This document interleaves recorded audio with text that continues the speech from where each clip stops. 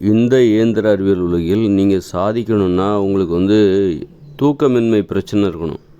அப்போ தான் சாதிக்க முடியும். நல்லா தூங்கிட்டிங்கன்னா நல்ல தூக்கத்தில் தான் உங்களுக்கு ஆர்வம் அதிகமாக இருக்கும். அதனால் உங்களால் அதிகாலையில் எழுந்திருக்க முடியாது, கடினமாக உழைக்க முடியாது. தூக்கம் உங்களை கட்டுப்படுத்துது அப்படின்னா நீங்கள் தூக்கத்துக்கு தான் கட்டுப்படுவீங்க. தூக்கத்தை கட்டுப்படுத்தணும். தூக்கமின்மை பிரச்சனை இருந்தால் தான் நீ இந்த உலகத்தில் சாதிக்கவே முடியும். இந்த உலகத்தில் சாதிக்கணுன்னா உடம்பில் ஏதாவது நோய் இருக்கணும். நோய் இருந்தால் தான் சாதிக்கவே முடியும். நல்லா தூங்குகிற ஒருத்தர் இந்த உலகத்தில் ஒரு சாதாரண ஒரு மனிதராக வாழ முடியுமே தவிர பெரிய சாதனைகளெல்லாம் நிகழ்த்த முடியாது. இந்த இயந்திர அறிவியல் உலகம் அப்படிப்பட்டது தான், இயற்கைக்கு முரணானது.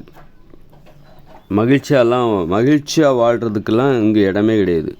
சாதிக்கிறவங்க மகிழ்ச்சியாலாம் வாழ மாட்டாங்க. அவங்க ஒரு ஒரு வலியோட ஒரு துன்பத்தோடு தான் இருப்பாங்க சாதிக்கிறவர்கள். இந்த உலகத்தில் சாதிக்கிறவங்க வலியோடையும் துன்பத்தோடையும் நோய்களோடையும் தூக்கமின்மை பிரச்சனையால் பாதிக்கப்பட்டிருந்தால் மட்டும்தான் அவங்க இந்த உலகத்தில் சாதிக்க முடியும்.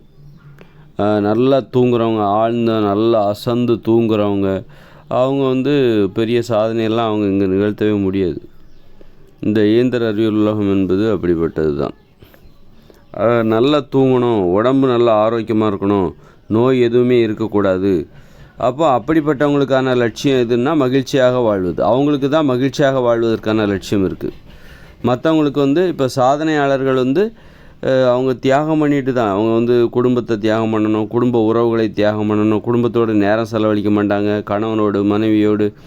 இப்போ பெண்களும் சாதிப்பாங்க. அப்படிங்கும்போது அவங்க கணவனோடு நேரம் செலவழிக்க முடியாது, குடும்பத்தோடு நேரம் செலவழிக்க முடியாது. ஆணாக இருந்தால் மனைவியோடு நேரம் செலவழிக்க முடியாது, குழந்தைகளோடு நேரம் செலவழிக்க முடியாது. ஆக நீ மகிழ்ச்சியாலாம் வாழ்ந்துட்டு அந்த மகிழ்ச்சியான வாழ்க்கை இருக்குல்ல, இயற்கையாகவே மகிழ்ச்சியான வாழ்க்கைன்னா என்னதுன்னா குடும்பத்தோடு நேரம் செலவழிக்கிறது, குழந்தை, நண்பர்கள், ஆடல் பாடல், விளையாட்டு, இதுதான் ஒரு இயற்கையான ஒரு வாழ்க்கையின் நோக்கமாக இருக்கிறது. அதெல்லாம் ஒருத்தர் நிறைவேற்றுறாரு, குடும்பத்தோடு நல்லா நேரம் செலவழிக்கிறாரு, நல்லா ஆடுறாரு, பாடுறாரு, விளையாடுறாரு, ஓடுறாரு, விளையாடுறாரு, நண்பர்கள் அப்படின்னு சுற்றுறாரு அப்படின்னா அவரால் எப்படி சாதிக்க முடியும்? அவரால் எப்படி இங்கே ஒரு துறையில் வெற்றியாளராக இருக்க முடியாது. அப்போ எல்லாத்தையும் தியாகம் பண்ணுகிற ஒருத்தர், நண்பர்கள், நட்பு, காதல், குடும்பம், குழந்தைகளோடு நேரம் செலவழிப்பது, எல்லாத்தையும் தியாகம் பண்ணுகிற ஒருவரால் மட்டும்தான் இங்கே சாதிக்க முடியும். அது மாதிரி தூக்கத்தையும் தியாகம் பண்ணணும். ஏன்னா தூக்கம் ஒவ்வொருத்தருக்கும் 8 மணி நேரம் 10 மணி நேரம் தேவைப்படுது. 8 மணி நேரம் 10 மணி நேரம் தூங்குகிற ஒருத்தர் எப்படி அவரால் இந்த உலகத்தில் பெருசாக சாதிக்க முடியும்? ஒரு சாதாரண ஒரு வாழ்க்கையை தான் வாழ்வதற்காக போராடி தான் வாழணும். சாதாரண ஒருவராக வாழ்வதற்கே இங்கே போராடணும். நல்லா தூங்குகிற ஒருத்தர் இங்கே ஒரு சாதாரணமான ஒரு வாழ்க்கை வாழ்வதற்கே போராடணும். நல்லா தூங்கிட்டாருன்னா 8 மணி நேரம் 10 மணி நேரம் தூங்குறாருப்பா ஆழ்ந்து அசந்து அப்படின்னா அவரால் இங்கே ஒரு சாதாரண வாழ்க்கை வாழ்வதற்கே அவர் போராடினா மட்டும்தான் அது முடியும். அதனால் தூக்கமின்மை சரியாக தூங்கக்கூடாது. ஒரு பயத்தோடு விழிப்போடே இருக்கணும். அதிகாலையில் 4 மணிக்கு எந்திரிக்கணும், நைட்டு அந்த மாதிரி லேட்டாக தூங்கணும். அந்த மாதிரி ஒரு நாளைக்கு 5 மணி நேரம் தூங்கினா தான் அவரால் சாதிக்கவே முடியும்.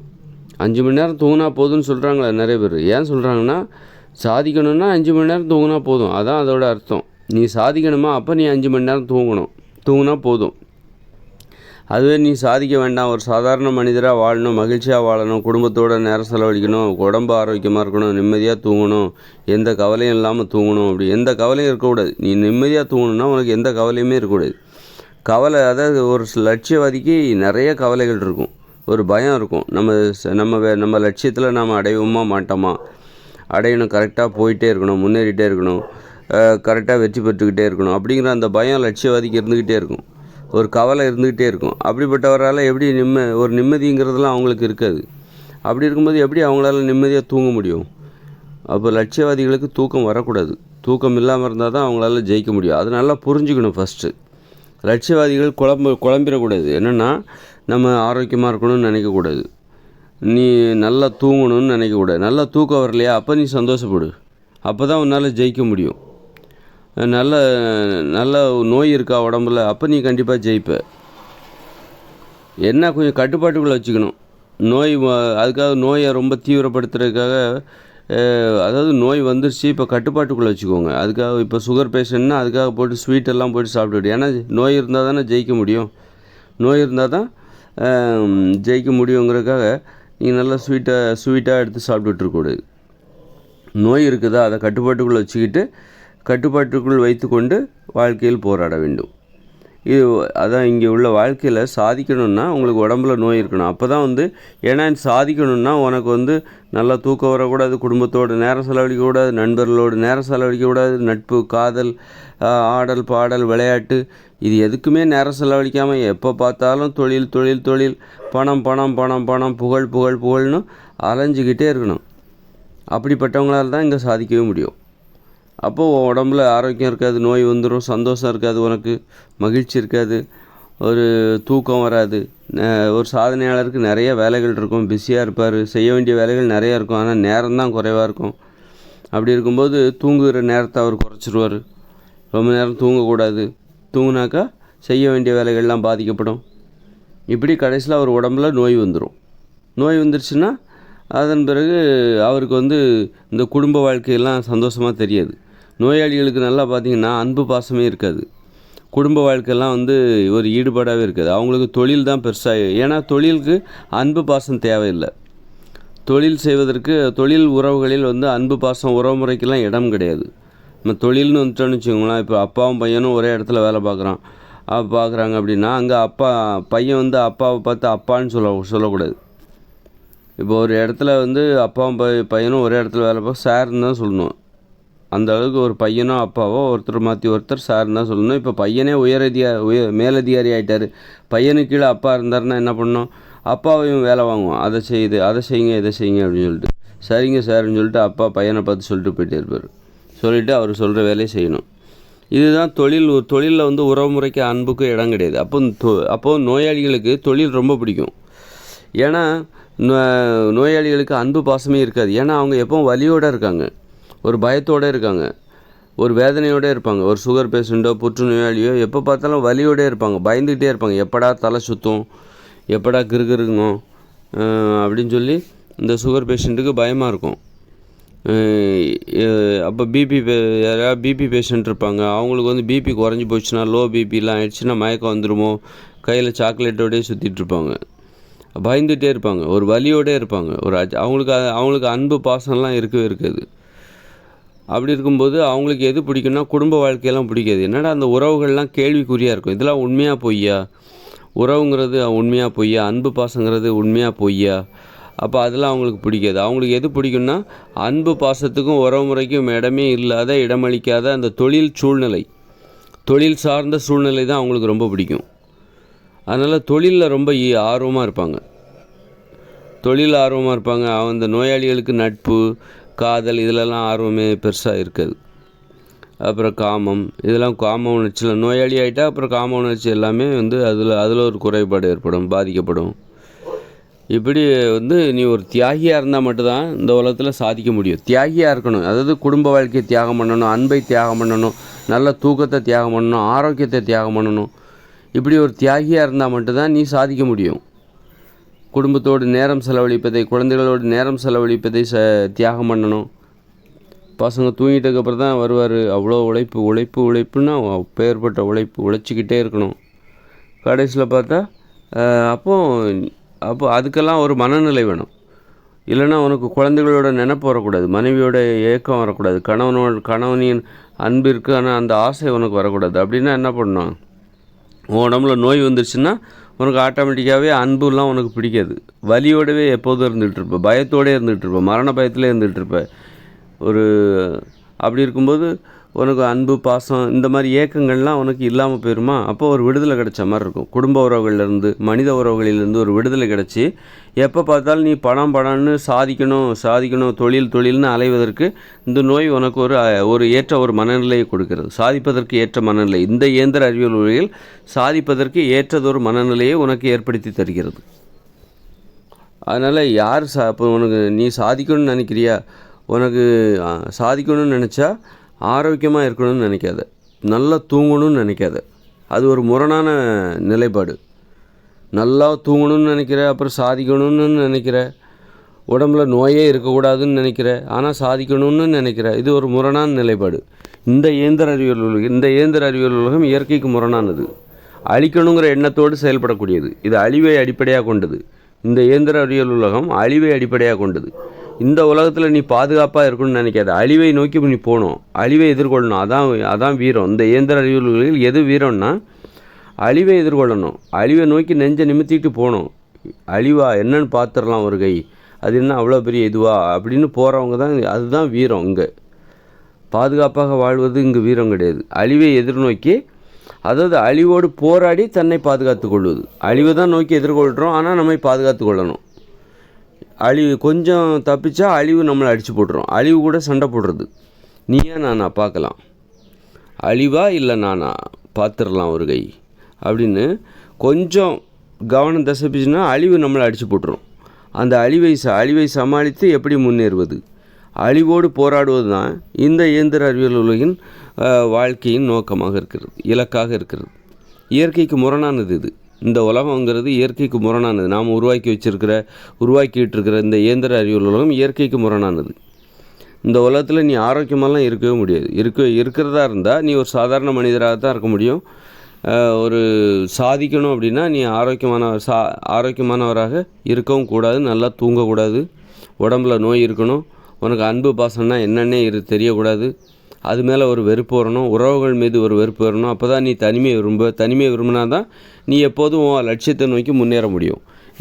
நீ தனிமையிலே இல்லை, எப்போ பார்த்தாலும் உனக்கு நண்பர்கள், உறவினர்கள் இருக்காங்க, குழந்தைகள், குடும்பத்தினர் இருக்காங்க உன்னை சுற்றி அப்படின்னா நீ எப்படி சாதிக்க முடியும்? சாதிப்பதற்கு உனக்கு நேரமே கிடைக்காது.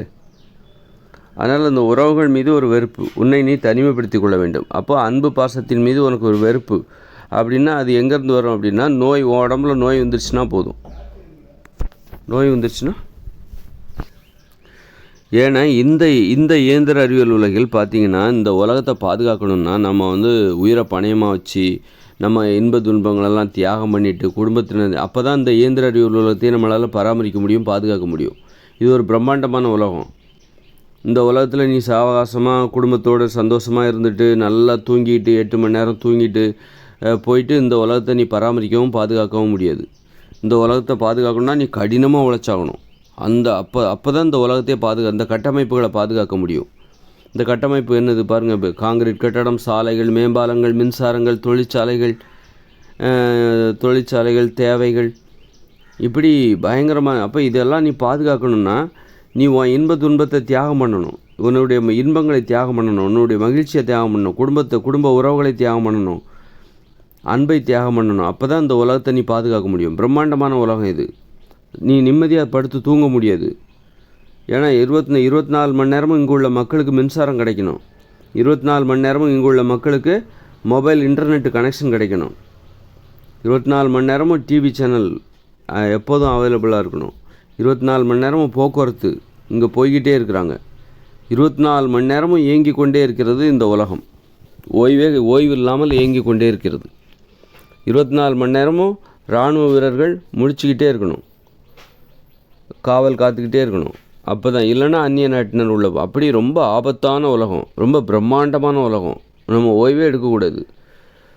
ஓய்வு இல்லாமல் இருந்தால் தான் இந்த உலகத்தை நீ பாதுகாக்க முடியும். ஓய்வு இல்லாமல் உருவாக்கப்பட்ட உலகம் இது, இந்த இயந்திர அறிவியல் உலகம்.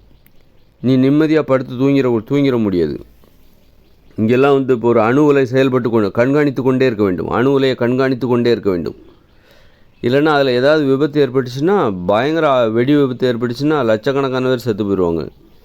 அப்போ இப்படி தான் இங்கே ஒவ்வொன்றையும் பாதுகாத்துக்கிட்டே இருக்கணும், கவனிச்சுக்கிட்டே இருக்கணும், கண்காணிச்சிக்கிட்டே இருக்கணும். ஒரு தொழிற்சாலை இயங்குது, அதை நீ கண்காணிச்சிக்கிட்டே இருக்கணும். 24 மணி நேரமும் ஷிஃப்ட்டு மாற்றி கண்காணிச்சிக்கிட்டே இருக்கணும். சின்னதாக தப்பு நடந்தாலும் தொழிற்சாலை முடங்கிடும், பெரிய நஷ்டம் ஏற்படாமல் தொழிற்சாலையில் பெரிய விபத்து ஏற்பட்டால் அதுலேருந்து வெளிவருகிற வாயு கசிவு எதனாலேயே பக்கத்தில் நிறைய பேர் இறந்து போயிடுவாங்க. இப்படி இந்த உலகம் பார்த்திங்கன்னா ரொம்ப கவனிச்சிக்கிட்டே இருக்கணும், கண்காணிச்சிக்கிட்டே இருக்கணும், ஓய்வு இல்லாமல், தூக்கம் இல்லாமல், ஒரு பயத்தோடே இருக்கணும். நீ நிம்மதியாக தூங்கிட்டு சாவகாசமாக தூங்கிக்கிட்டு குடும்பத்தோடு ஜாலியாக இருந்துக்கிட்டு அப்படியே நட்பு, காதல், டூயட் அப்படின்னு சுற்றிக்கிட்டு இருந்துட்டு இந்த உலகத்தையும் நான் பார்த்துக்கிறேன் அப்படின்னா உன்னால் அது முடியாது. இந்த உலகத்தெல்லாம் பார்க்க முடியாது. ஏதாவது விபத்து ஏற்பட்டுரும். நீ நான் சந்தோஷமாக இருந்துட்டு இந்த உலகத்தையும் பாதுகாத்துப்பேன் நான் அப்படின்னா ஏதாவது விபத்து ஏற்பட்டுச்சுன்னா என்ன பண்ணுவேன்? இங்கே அவ்வளோ ஆபத்துகளை புலிவாலை பிடிச்சி வச்சுருக்காங்க, விட்டா கடிக்கும். அந்த மாதிரியான உலகம் இது. நிம்மதியாலாம் இருக்கவே கூடாது. கண்ணில் விளக்கெண்ணெயை ஊற்றிக்கிட்டு கண்காணிக்கணும். இந்த உலகத்தை கண்ணில் விளக்கெண்ணெயை ஊற்றிட்டு கண்காணிக்கணும். இப்போ ஒரு தொழில் ஆரம்பிச்சிட்டாருன்னு வச்சுக்கோங்களேன். ஏன் முதலாளி ஆக மாட்டேங்கிறாங்க? நிறைய பேர் ஏன் முதலாளி ஆக மாட்டேங்கிறாங்க? முதலாளியானால் நிறைய பணம் சம்பாதிக்கலாம் அப்படின்னாலும் ஏன் முதலாளி ஆக மாட்டேங்கிறாங்கன்னா அதில் தூக்கம் போயிடும். ஒரு முதலாளி ஆகிட்டா தூக்கம் போயிடும். ஒரு தொழிலாளினா ஒரு இத்தனை மணி நேரம் காலைல 9 மணிலேருந்து சாயந்தரம் 6 மணி வரைக்கும் 5 மணி வரைக்கும் வேலை பார்த்துட்டு இனிமேல் மறுநாள் தான் வேலை. இடையில உள்ள நேரத்தில் அவர் படம் பார்ப்பார், டிவி பார்ப்பார், நல்லா சாப்பிடுவார், குடும்பத்தோடு சந்தோஷமாக இருப்பார். அப்புறம் மறுநாள் வேலைக்கு போவார். அவ்வளோதான். அவருக்கு இப்போ இடையில பெருசாக கவலைகள் எதுவும் இருக்காது. ஆனால் ஒரு முதலாளிக்கு 24 மணி நேரமும் கவலை இருக்கும். ஒரு முதலாளிக்கு, அந்த தலைவருக்கு, தலைமை பொறுப்பில் இருக்கிறவங்களுக்கு 24 மணி நேரமும் கவலை இருக்கும். கவலை இருந்தால் தான் அவங்க அப்போ தான் அவங்களால அந்த நிறுவனத்தை பாதுகாக்க முடியும். ஒரு தொழிற்சாலையோ அல்லது தொழில் நிறுவனமோ தலைமை பொறுப்பில் இருக்கிறவங்களுக்கு எப்போவுமே ஒரு நிம்மதியே இல்லாமல் தான் இருக்கணும். ஒரு அமைதி இல்லாமல், நிம்மதி இல்லாமல், தூக்கம் இல்லாமல் இருந்து கண்ணில் விளக்கெண்ணெயை ஊற்றி கண்காணிச்சிக்கிட்டே இருக்கணும். சின்னதாக தப்பு நடந்துச்சுனாலும் அது பெரிய விளைவுகளை ஏற்படுத்தும். அதனால் அந்த மாதிரியான உலகத்தில் வாழும்போது நீங்கள் நல்லா தூங்கிட்டீங்கன்னா நீங்கள் ஒரு சாதிக்கணும்னு நினைக்கிறீங்க அப்படின்னா நல்லா தூக்கம் வருதா அப்போ நீங்கள் பயப்படுங்க. ஏன்னா உங்களால் சாதிக்க முடியாது. நல்லா தூங்கிட்டிங்கன்னா உங்களால் சாதிக்க முடியாது. இல்லை எனக்கு அதெல்லாம் தேவையில்லை, நல்லா தூங்கணும்ப்பா, அதான் எனக்கு நல்லா தூங்கணும், சாப்பிட்ணும், குடும்பம், குழந்தைகள், அதுதான் எனக்கு பெருசு, அதுதான் எனக்கு முக்கியம் அப்படின்னு நண்பர்கள், ஆடல், பாடல், விளையாட்டு இதுதான் உனக்கு முக்கியம் அப்படின்னா நீ அப்போ நல்லா தூங்கணும், சாவாசமாக ஒரு வாழ்க்கை வாழ்ந்துட்டு போயிடலாம். அதனால் உங்களுக்கு எது முக்கியம்னு முடிவு பண்ணிவிட்டு அப்போ உங்களுக்கு நல்ல குழப்பம் இல்லாமல் முன்னேறுங்கள்.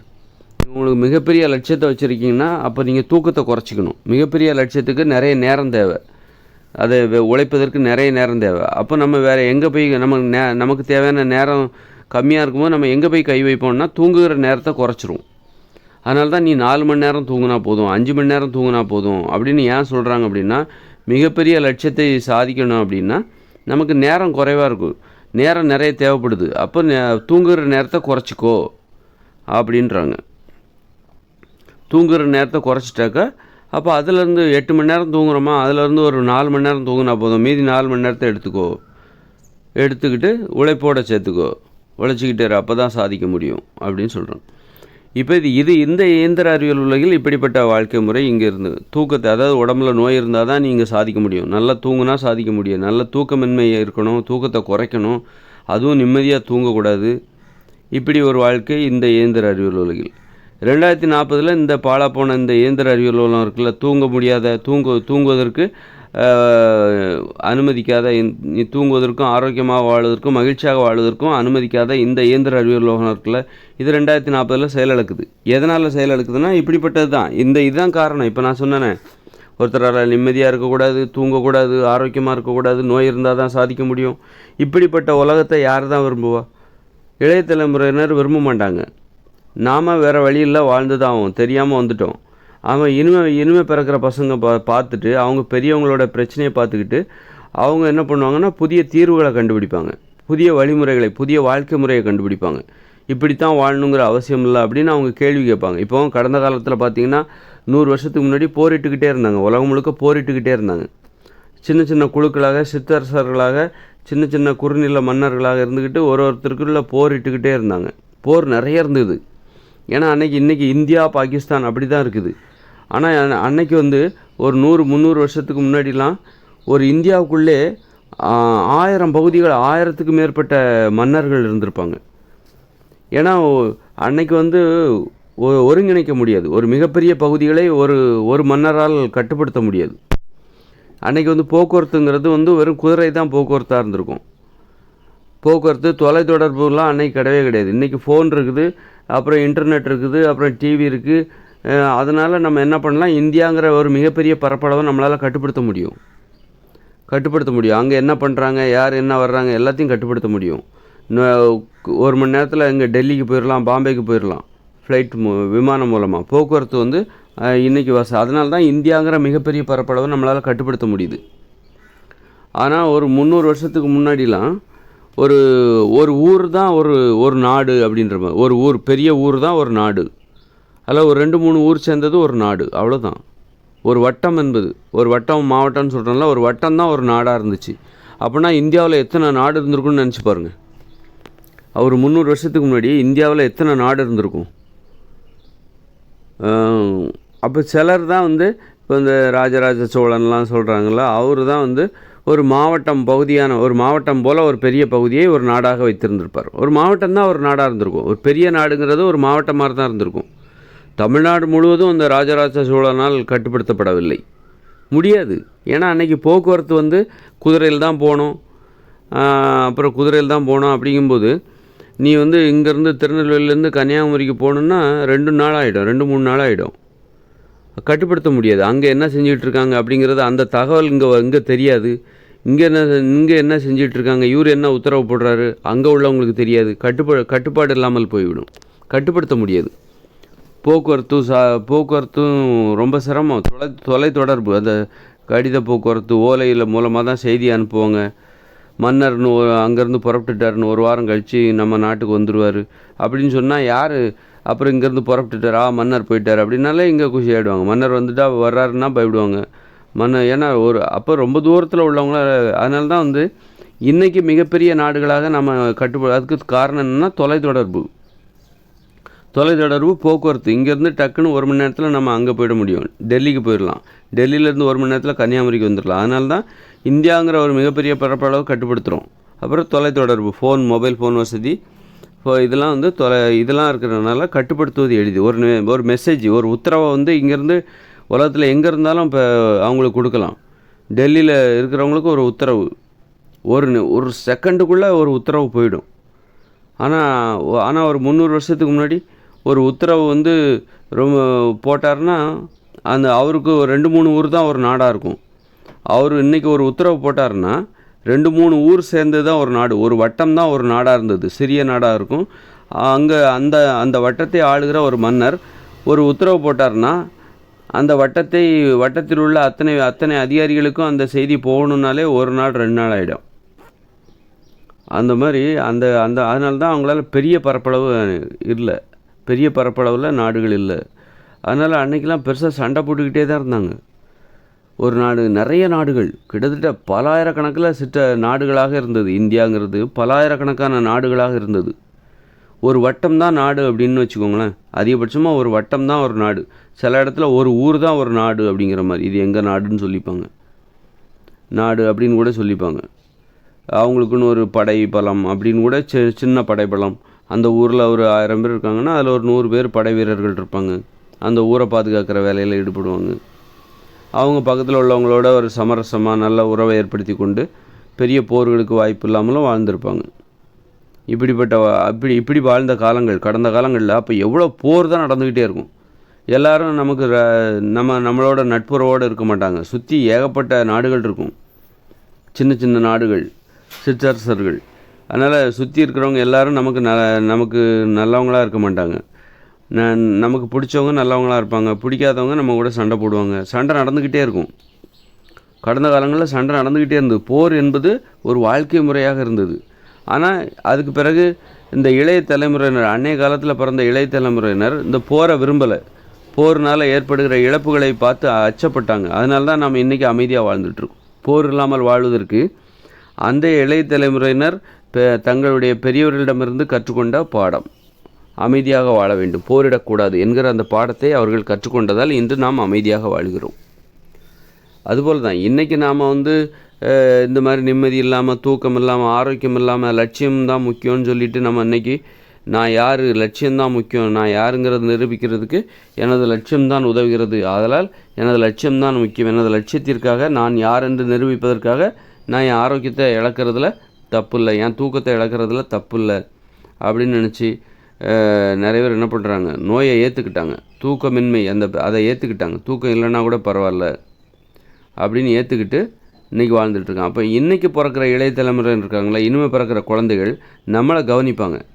நம்மளை கவனிச்சுக்கிட்டு, அடடா நம்ம அப்பா அம்மாலாம் பாரு, நம்மை விட பெரியவர்கள்லாம் பாருங்கள், லட்சியத்திற்காக தூக்கத்தை தொலைச்சிக்கிட்டு குடும்பத்தோட நேரத்தை செலவழிக்க முடியாமல் நோயாளிகளாக இப்படி உழைக்கிறாங்களே, இப்படி சாதிக்கணும்னு புறப்படுறாங்களே, இவங்கள போல் நாம் இருக்கக்கூடாது, இவங்கள போல் இருந்தால் இந்த மாதிரி நோயாளிகளாக தான் ஆகும், சந்தோஷமாகவே வாழ முடியாது அப்படின்னு அவங்க கற்றுக்கிட்டு இந்த வாழ்க்கையில் மாற்றத்தை அவர்கள் ஏற்படுத்துவார்கள். மாற்றம் என்பது இப்படி தான் ஏற்படும். புதிய புதிய தலைமுறை ஒவ்வொன்றும் ஒரு மாற்றத்திற்கான கடைசியில் பார்த்திங்கன்னா மக்கள் எங்கே வாழ்ந்தால் பாதுகாப்பாக வாழ்வாங்களோ, எங்கே வாழ்ந்தால் அமைதியாகவும் நோய் இல்லாமலும் வாழ்வாங்களோ, நல்லா தூங்குவாங்களோ, அதை நோக்கி தான் நம்ம போகிறோம். இனிமேல் பிறக்கிற பசங்க அடுத்தடுத்து போனீங்கன்னா அடுத்தடுத்த தலைமுறை 2040க்கு அப்புறம் இப்படி தான் இந்த இயந்திர அறிவியலும் செயலிழந்துடும். கடைசியில் பார்த்திங்கன்னா இயற்கையோடு இணைஞ்ச மனுஷ வாழ்க்கை வந்துடும். அங்கே பள்ளிக்கூடங்கள் கிடையாது, கல்லூரிகள் கிடையாது, தொழிற்சாலைகள் கிடையாது, மின்சாரம் கிடையாது, மின்சாதன பொருட்கள் எதுவுமே கிடையாது. எல்லாருமே குடிசையில் இருப்பாங்க. எல்லாருக்கும் விவசாய நிலம் வந்துடும். கடைசியில் பார்த்திங்கன்னா என்னாங்கன்னா அங்கே நிம்மதியாக தூங்குவாங்க. தூங்கி முழித்து பகலில் நல்லா ஆடல் பாடல் விளையாட்டு காதல் குடும்பம் குழந்தைகள் கூட்டு குடும்பம் உறவினர்கள் நண்பர்கள் காமம் உடலுறவு அப்படி உணவு இப்படி உடம்பு ஆரோக்கியமாக இருக்கும். நல்லா தூங்குவாங்க. 10 மணி நேரம் தூங்குவாங்க. மின் விளக்குகள் கிடையாது. நைட்டு தூங்கி தான் ஆகணும். நைட்டை கடக்கணும் அப்படின்னா இரவை கடந்து செல்ல வேண்டுமென்றால் தூங்கி தான் கடக்கணும். முழிச்சிருந்து ஒன்றும் பண்ண முடியாது. அப்போ கட்டாயமாக 10 மணி நேரம் அங்கே தூங்க போகிறாங்க. தூங்கிட்டாலே உடம்பு ஆரோக்கியமாகிடும். உடம்புல ஒரு நோயும் வராது. உடம்பு ஃபிட்டாக இருக்கும். நல்ல தூக்கம் தான் உடம்பு ஃபிட்டாக இருக்கிறதுக்கு காரணம். ஏன் உடம்பு யாருக்கு ஃபிட்னஸ் குறைஞ்சி போச்சு அப்படின்னா, தொப்பை லூஸாக இருக்குது அப்படின்னா தூக்கம் இல்லை. தூங்குறாங்க ஆனால் தூக்கம் இல்லை. தூக்கம் இல்லாமல் தூங்குகிறார்கள். ஆழ்ந்து அசந்து தூங்கணும். அப்போ தான் உடம்பு இருக்கும். அந்த ரெஸ்ட் எடுக்குது, ரெக்கவரி ஆகுது அப்படின்னு. அந்த மாதிரி இந்த இயந்திர அறிவியல் உலகம் நீங்கள் சாதிக்கணும்னு நினச்சிங்கன்னா, நல்ல தூக்கம் வந்துச்சுன்னா நீங்கள் சாதிக்க முடியாது. நல்லா தூங்குனீங்கன்னா ஆரோக்கியமாக இருந்தால் சாதிக்க முடியாது. அப்போது உங்கள் உடம்புல நோய் இருக்கணும், தூக்கமும் வரக்கூடாது. சரியாக தூக்கமும் வரக்கூடாது. தூங்குகிற நேரத்தையும் குறைச்சிடணும். 4 மணி நேரம் தான் தூங்கணும், அதுவும் 5 மணி நேரம் தான் தூங்கணும், அதுவும் சரியாக தூங்கக்கூடாது. அப்போ தான் நீங்கள் உங்களால் சாதிக்க முடியும். உடம்புல நோய் வந்துருச்சா கண்டிப்பாக நீங்கள் சாதிச்சிருவீங்க. இப்படி இந்த இயந்திர அறிவியல் உலகத்தின் தன்மை இது. அப்போ தியாகியாக இருக்கணும். நீ ஒரு தியாகியாக இருந்தால் தான் நீ இந்த உலகத்தில் சாதிக்க முடியும். இந்த இயந்திர அறிவியல் உலகில் சாதிக்க முடியும். இது அழிவை நோக்கி செல்லுகிற உலகம். இது ரொம்ப கவனமாக செல்லணும். அதுக்காக தான் நம்ம ரொம்ப கவனமாக இருக்கணும். நம்ம அழிவின் வாளை பிடித்து கொண்டிருக்கிறோம். அழிவை கட்டி பிடித்து கொண்டு முன்னேறி கொண்டிருக்கிறோம். அப்போ நம்ம ரொம்ப கவனமாக இருக்கணும். நம்ம ரொம்ப விழிப்புணர்வோடு இருக்கணும். அசந்தெல்லாம் தூங்கிடக்கூடாது. நம்மலாம் அணு உலைகள், அங்கே உலகம் முழுக்க 500 அணு உலைகள் இருக்குதுன்னு சொல்கிறாங்க. 500 அணு உலைகள், பயங்கரமான தொழிற்சாலைகள். அப்போ நீ எப்படி நிம்மதியாக தூங்க முடியும்? எப்படி நிம்மதியாக தூங்கலாம் நீ? இல்லை, நான் கேட்குறேன். இத்தனை அணு உலைகளை உருவாக்கி வச்சுருக்க, இத்தனை தொழிற்சாலைகளை உருவாக்கி 24 மணி நேரமாக அது செயல்பட்டு கொண்டே இருக்கிறது. அப்படி இருக்கும்போது நீ எப்படி நிம்மதியாக தூங்கலாம்? எப்படி ஆழ்ந்து அசந்து தூங்கலாம்? எப்படி குடும்பத்தோடு நேரம் செலவழிக்கலாம் அப்படின்னு யோசிக்கலாம்? நண்பர்களோடு ஊர் சுற்றலான்னு எப்படி நீ யோசிக்கலாம் பொறுப்பு இல்லாமல்? ஏதாவது ஒன்று கிடக்க ஒன்று அந்த அணு உலையில் ஏதாவது ஒரு கசிவு ஏற்பட்டுச்சு, வெடி விபத்து ஏற்பட்டுச்சுன்னா எத்தனை லட்சம் பேர் சாவாங்க. எப்படி நீ அப்போ நிம்மதியாக தூங்கணும்னு ஆசைப்படலாம்? எப்படி நீ அந்த எல்லையில் இராணுவ வீரர்கள் கண்ணில் விளக்கெண்ணெய் ஊற்றிட்டு முடித்து பார்த்துக்கிட்டே இருக்கணும்? டியூட்டி மாற்றி ஷிஃப்ட்டு மாற்றி பார்த்துக்கிட்டே இருக்கணும். நீ நிம்மதியாலாம் இந்த உலகத்தில் இருக்கவே முடியாது. அப்படிப்பட்ட உலகத்தில் வாழ்ந்துகிட்டு இருக்கோம். இந்த உலகம் இருக்கிற வரைக்கும் நாம் இப்படித்தான் வாழணும். நோயோடையும் தூக்கம் இல்லாமலும் வாழ்ந்தால் தான் இந்த உலகத்தில் வாழ முடியும், இந்த உலகத்தை பாதுகாக்க முடியும். இல்லைன்னா இந்த உலகமே நம்மளை சாகடிச்சிடும். நீ நிம்மதியாக தூங்கலான்னு நினச்சாலே இந்த உலகம் உனக்கு எதிராக மாறிடும். நீ அப்படிப்பட்ட உலகத்தை உருவாக்கி வச்சுருக்க. நீ நிம்மதியாக ஆழ்ந்து அசந்து தூங்கணும்னு நினச்சாலே நீ இந்த அணு உலைகள் தொழிற்சாலைகள் இதெல்லாம் பாதுகாக்க முடியாது. இதில் ஏதாவது விபத்து ஏற்பட்டுரும். அப்போது கண்காணிச்சிக்கிட்டே இருக்கணும். கண்ணில் விளக்கெண்ணெய் ஊற்றி கண்காணிச்சிக்கிட்டே இருக்கணும். அப்போ தான் பாதுகாக்க முடியும். இல்லைன்னா பெரிய விபத்து ஏற்பட்டுரும். அதனால் இந்த இயந்திர அறிவியல் உலகத்தை நீ வாழணும், இதை கடந்து செல்லணும். அழிவின் மத்தியில் போயிட்டுருக்கோம். ரொம்ப கவனமாக இருக்கணும். அழிவின் மத்தியில், அழிவோட பிடியில், அழிவுக்கு இடையில் நம்ம முன்னேறிக்கிட்டு இருக்கோம். அதனால் ரொம்ப கவனமாக 2040 வரைக்கும் ரொம்ப கவனமாக இருக்கணும். அதன் பிறகு நமக்கு நல்ல காலம் பிறக்குது. அதன் பிறகு மனிதர்களுக்கு நல்ல காலம் பிறக்கு. அது வரைக்கும் நீ பொறுமையாக இரு, கொஞ்சம் கவனமாக இரு, அமைதியாக இரு. நான் அதான் முன்கூட்டியே சொல்கிறேன். என்ன நடக்க போகுது, எதிர்காலத்தை பற்றி குழப்பமடையாத. எதிர்காலத்தில் என்ன நடக்க போகுது குறி சொல்கிற மாதிரி சொல்கிறேன். நல்ல காலம் பிறக்குது 2040 வரைக்கும் கொஞ்சம் பொறுமையாக இரு. அதன் பிறகு இந்த இயந்திர அறிவியலும் செயலிழந்துடும். இந்த ஆபத்தான அழிவை சூழ்ந்துள்ள அழிவு தான் நோக்கமாக கொண்ட இந்த இயந்திர அறிவியலும் 2040 செயலிழந்துடும். காரணம் என்னென்னா, இந்த இயந்திர அறிவியல் உலகை அடுத்த கட்டத்துக்கு கொண்டு போகிறதுக்கு இளைய தலைமுறையினர் தயாராக இல்லை. அவங்க சந்தோஷமாக வாழ்கிறது தான் அவங்களுக்கு முக்கியம். அவங்களுக்கு காதல் தான் முக்கியம், நட்பு தான் முக்கியம், தூக்கம்தான் முக்கியம், உடம்பு ஆரோக்கியம்தான் முக்கியம், உடம்பு ஃபிட்னஸ் தான் முக்கியம். காமம், இது அந்த வாழ்க்கையை இது தான் அனுபவிக்கணும். காமம் தான், நண்பர்கள், காமம், சிரிப்பு, அழுகை, சந்தோஷம், பாசம், அன்பு, இதை விட சந்தோஷம் வேறு என்னையா இருக்குது? நீ நோபல் பரிசோ, ஆஸ்கார் பரிசோ, அல்லது பாரத ரத்னா விருதோ, அல்லது பணமோ புகழோ இந்த சந்தோஷத்தை கொடுத்துருமா? ஒரு காதலை போல் சந்தோஷத்தை கொடுத்துருமா? ஒரு காமத்தை போல் சந்தோஷத்தை கொடுக்குமா? ஒரு உடல் ஃபிட்னஸ், அழகு, அந்த சந்தோஷத்தை ஒரு நோபல் பரிசு கொடுத்துருமா? ஒரு ஆஸ்கார் விருது கொடுத்துருமா? ஒரு கின்னஸ் சாதனை கொடுத்துருமா? உடம்பு ஃபிட்டாக இருக்குது, காதல், காமம், அன்பு, பாசம், நண்பர்கள், சிரிப்பு, ஆடல், பாடல், விளையாட்டு, இது உடல் ஆரோக்கியம், இயற்கையோடு கலந்து வாழ்கிற ஒரு வாழ்க்கை, காடுகளில் வாழ்கிற வாழ்க்கை. காடுகளில் வாழ்ந்தால் எவ்வளோ அழகாக இருக்கும். பசுமையான காடுகளில் வாழ்கிறோன்னா சுற்றுலா போகிறோம், எவ்வளோ ரம்மியமாக இருக்குல்ல அந்த காட்டில் வாழ்கிறது. காடு தான் ஏன் நம்முடைய இருப்பிடம். நம்ம வீட்டுக்கே நாம் சுற்றுலா போல் போயிட்டுருக்கோம். மனிதர்களோட இருப்பமே காடுகள் தான், உயிரினங்களோட இருப்பிடம் எல்லாமே காடுகள் தான். நாம் காடுகளில் தானே இருந்தோம். குரங்குகள், விலங்குகள் தானே, நம்மெல்லாம் குரங்குகள் தானே. காடுகள் தானே நம்முடைய இருப்பிடம். நம்முடைய சொந்த ஊரே காடுகள் தான். நம்ம என்ன பண்ணுறோம், இன்றைக்கி காடுகளை விட்டு வெளியேறி நாமளாக ஒரு நாட்டை உருவாக்கி ஒரு வாழ்விடத்தை உருவாக்கிட்டு செயற்கையான காங்கிரீட் காடுகளை உருவாக்கிவிட்டு இன்றைக்கே நம்ம சொந்த ஊருக்கு போயிட்டு வரோம். ஏதாவது சுற்றுலா செல்வதாக சொல்லிக்கொண்டு வருடத்தில் ஓரிரு நாட்கள் ஊட்டி, கொடைக்கானல், குற்றாலம் அப்படின்னு ஏதாவது காடுகளுக்கு நம்ம போகிறோம். சொந்த ஊருக்கு நம்ம போயிட்டு வரோம். காடுகள் தான் நம்மளுடைய சொந்த ஊர். நம்மலாம் காடுகளில் வாழ்ந்த ஆட்கள் தானேயா. காடுகள் தானேயா நம்மளுடைய வாழ்விடம். சொந்த ஊருக்கு போயிட்டு வரோம். நம்ம காடுகள் நாம் என்றைக்குமே நமக்கு அதுதான் சொந்த ஊர். காடுகள் தான். இதுதான் நமக்கு நிரந்தரம் கிடையாது. காங்கிரீட் காடுகள் இருக்குல்ல, இது நமக்கு நிரந்தரம் கிடையாது. இதையே நம்ம காடுகளாக மாற்றணும். இதை விட்டுட்டு நம்ம திரும்பவும் காடுகளுக்கு போகணும் அப்படிங்கிறதுக்காக இதை விட்டுட்டு போக வேண்டிய அவசியம் இல்லை. இதையே காடுகளாக மாற்ற முடியுமா? ரொம்ப கஷ்டம். நம்ம இன்றைக்கி சென்னையவே திரும்ப ஒரு காடாக மாற்ற முடியுமா? இந்த காங்கிரீட் கட்டடங்களை இடித்து நவத்தி பேர்த்து எடுத்து அதை அப்புறப்படுத்தணுமே, அது மிகப்பெரிய வேலையாச்சு. முடிகிறது கஷ்டம். ஏன்னா இன்றைக்கி புதிய உலகத்தை வேற உருவாக்கணும். 2040 அப்புறம் இந்த இயந்திர அறிவியலும் செயலாக்க போகுது. அதுக்கப்புறம் தற்சார்பு வாழ்க்கை வரப்போகுது. அப்புறம் புதிய உலகத்துக்கு நம்ம போகணும். அப்போ புதிய உலகத்தை உருவாக்கணும். எங்கே போய் உருவாக்குவ? எங்கேயாவது வெட்டவெளி, சமவெளி பகுதிகளில் உருவாக்கலாமா? இல்லை இப்போ இருக்கிற பகுதியை என்ன பண்ணுறது? அதை இடிச்சிடலாமா, தகர்த்துடலாமா, என்ன பண்ணுறது? அதை பற்றி வாங்க உட்காந்து பேசுவோம். ஏன் வெயிட் பண்ணிகிட்ருக்கீங்க? இன்னும் கொஞ்சம் காலம்தான் இருக்குது. இன்னும் 17 வருஷம் தான் இருக்குது. 2040 வரைக்கும் நமக்கு அவகாசம் இருக்குது. அதை விட்டுட்டாக்கா இந்த உலகம் மாறிடும். உலகம் மாறிடும். அந்தந்த வயசில் கல்யாணம் பண்ணணும். நீ அந்த வயசில் கல்யாணம் பண்ணாமல் சும்மா இருந்தால் என்ன ஆகும்? வயசு போயிடும். வயசு போயிட்டா அப்புறம் கல்யாணம் பண்ண முடியாது. கல்யாணம் பண்ணுறது உனக்கு பண்ணலாம், எந்த வயசுலேயும் பண்ணலாம் தான். ஆனால் அந்தந்த வயசில் இப்போ ஒரு பொண்ணுன்னா அவளுக்கு ஒரு 38-40 வயசு வரைக்கும் தான் குழந்தைய பெற்றுக்க முடியும். நீ பாட்டுக்கு பேசாமல் இருந்த 40 வயசு வரைக்கும் கல்யாணம் பண்ணாமல் உடல் வச்சுக்காமல் குழந்தை பெற்றுக்கணுங்கிற நோக்கம் உனக்கு இல்லைன்னா அதுக்கப்புறம் உனக்கு குழந்தை பிறக்கிறதுக்கு வாய்ப்பு இல்லாமல் போய்டும்ல. அதனால் அந்தந்த வயசில் 20 வயசில் குழந்தைய பற்றி கல்யாணம் பண்ணியா, குழந்தைய பற்றிக்கிட்டியா, அந்த மாதிரி இருக்கணும். அந்த மாதிரி அந்த பருவத்தோடு நம்ம அதை பண்ணணும்ல. அதுபோல் தான் 2040க்குள்ளே நீ இந்த இயந்திர அறிவியலிருந்து வெளியேறி இயற்கையோடு இணைந்த மனித வாழ்க்கைக்குள்ளே போயிடு. அதற்கான கட்டமைப்புகளை உருவாக்கிடு. திட்டமிட்ட குடியிருப்புகளை உருவாக்கிடு. அந்த திட்டமிட்ட குடியிருப்பு எப்படி இருக்கணும், அதற்கான வரைபடம் தான் என்கிட்ட இருக்குது. நான் வச்சுருக்கிறது வெறும் என்னுடைய யோசனையோ ஆலோசனையோ கிடையாது. அது ஒரு கண்டுபிடிப்பு. அது யார் கண்டுபிடிச்சாலும் அப்படி தான் இருக்கும். அதனால் அதில் நீ அப்படி இது இப்படி இதை மாற்றிடலாமா அதை மாற்றிடலாமான்ட்டு இல்லாமல் என்னுடைய முடிவு தான் அங்கே முக்கியமாக இருக்கணும். நான் சொன்னால் தான் அது சரியாக இருக்கும். அதனால் அந்த வரைபடத்தை வாங்கி நீங்கள் இந்த உலகம் முழுக்க புதிய உலகத்தை உருவாக்குகிற வேலையில் ஈடுபடுங்க.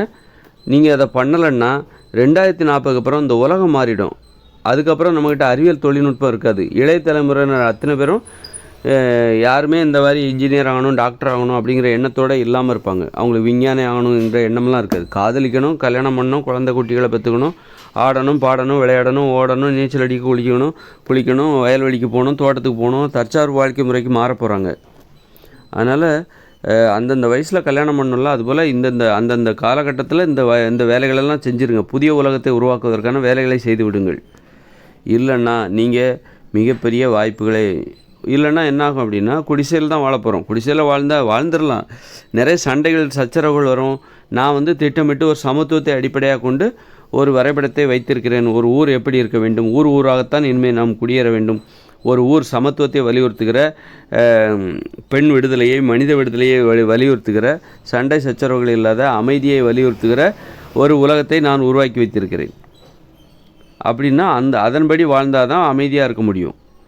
இல்லாமல் போய் நீயா யானோ தானோன்னு போனேன்னா, நான் சொல்கிற வரைபடம் இதெல்லாம் நீ வாங்கி பயன்படுத்தாமல் எதையாவது நோட்டை சொல்லிக்கிட்டு அது இல்லை இது இல்லை, இவன் சும்மா சொல்கிறான், அது இல்லை, இயேசு வருவார், கடவுள் வருவார், அவர் காப்பாற்றுவார், அப்படி இப்படின்னு எதையாவது நீ சொல்லிக்கிட்டு இருந்தேன்னா கடைசியில் கஷ்டப்பட போகிறது நீ தான். 40க்கு அப்புறம் கஷ்டப்பட போகிறது நீ மட்டும் கிடையாது, நானும் தான், எல்லோரும் தான். நாம் தான் 2040க்கு அப்புறமும் நீ உயிரோடு இருப்பேன்னா, உனக்கு வயசு இருக்குது அப்படின்னா அங்கே போய் வாழ போகிறதும் நீ தான். அதனால் இப்போவே அந்த உலகத்தை உருவாக்கிடுங்க. என்னுடைய கருத்துக்கள் பார்த்திங்கன்னா, நான் ஸ்லைட் ஷோ போட்டு ஒரு வீடியோ போடல. ரொம்ப கவர்ச்சியாக இருக்காது, அமைதியாக உண்மை எப்போதும் எளிமையாக தான் இருக்கும். உண்மை எப்போதும் விளம்பரப்படுத்திக்காது, விளம்பரத்தை விரும்பாது, ஆடம்பரத்தை விரும்பாது. என்னுடைய வீடியோக்கள் ஆடம்பரமாக இருக்காது, கவர்ச்சியாக இருக்காது, ஆனால் எளிமையாக இருக்கும். ஆனால் வீரியமான உண்மைகள் அடங்கியது. இந்த உலகத்தில் எந்த ஒரு உண்மையை விட நான் சொல்கிற உண்மைகள் தான் ரொம்ப வீரியமானது, ரொம்ப உயர்ந்தது, ரொம்ப ஆழமானது, அவசியமானது, கட்டாயமானது, தெரிந்து கொள்ள வேண்டிய கட்டாயம். வேறு நீ எதை தெரிஞ்சுக்கிறத விட நான் சொல்கிறது தான் முக்கியம். இந்த உலகத்தில் முக்கியமான அறிவு தகவல் எதுன்னா, கருத்து எதுனா அது நான் சொல்வதாக மட்டும்தான் இருக்க முடியும். அதனால் அதை புரிஞ்சுக்கிட்டு, இது எளிமையாக இருக்குது, இது ஒரு வாய்ஸ் மட்டும்தான் தெரியுது, யாருன்னே என்னன்னு தெரியல, இது போதுங்க, என் வாய்ஸ் மட்டும் தெரிஞ்சால் போதும், நான் என்ன சொல்கிறேன் உண்மைங்கிறது அப்படி தான். உண்மையை தெரிஞ்சுக்கணுன்னா நீ தான் இறங்கி வரணும், நீங்கள் தான் இறங்கி வரணும். உண்மை உங்கள்கிட்ட கெஞ்சிக்கிட்டு இருக்காது. உண்மைக்குன்னு ஒரு மதிப்பு இருக்குது. அந்த உண்மையை தெரிஞ்சுக்கணுன்னா நீங்கள் தான் இறங்கி வரணும். என்னுடைய வீடியோக்கள் இப்படி தான் இருக்கும், எளிமையாக தான் இருக்கும். அது கவர்ச்சியாக இருக்காது, ஆடம்பரமாக இருக்காது.